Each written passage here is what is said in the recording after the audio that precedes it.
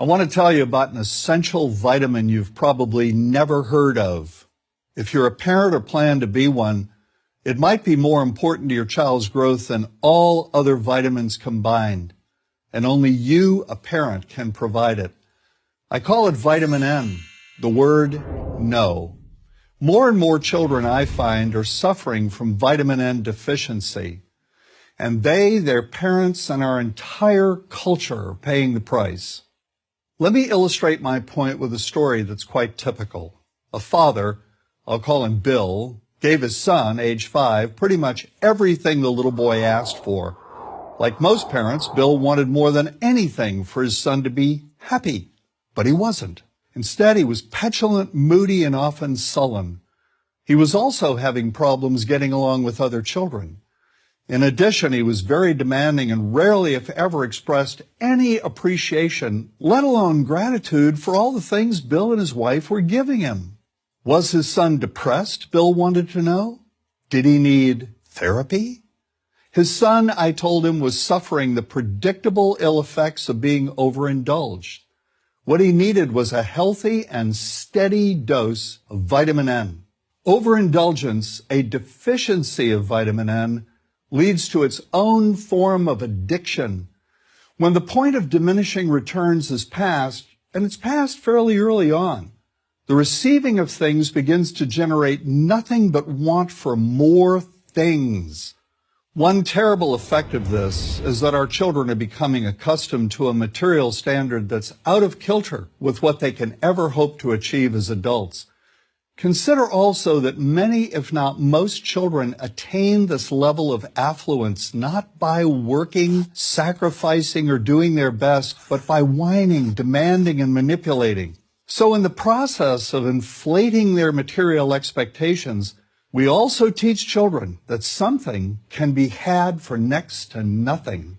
Not only is that a falsehood, it's also one of the most dangerous, destructive attitudes a person can acquire. This may go a long way toward explaining why the mental health of children in the 1950s, when kids got a lot less, was significantly better than the mental health of today's kids. Since the 50s, and especially in the last few decades, as indulgence has become the parenting norm, the rates of child and teen depression have skyrocketed.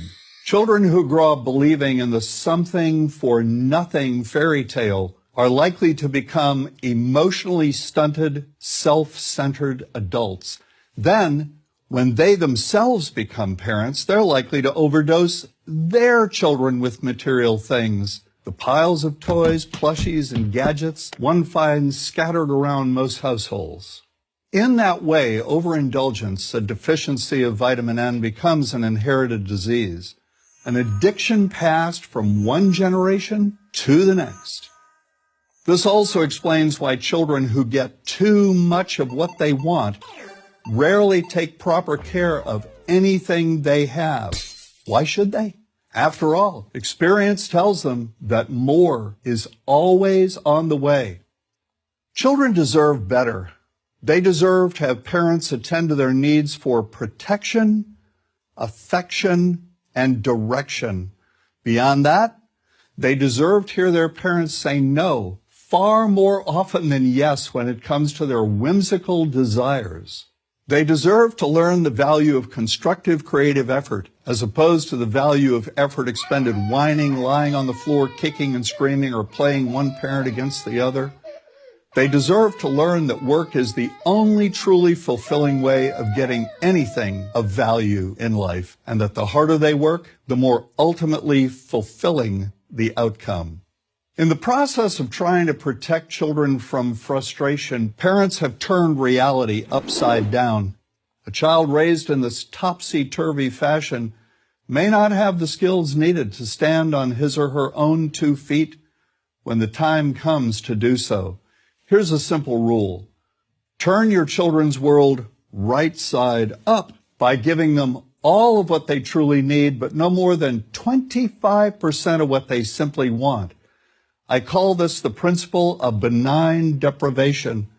When all is said and done, the most character-building 2-letter word in the English language is no.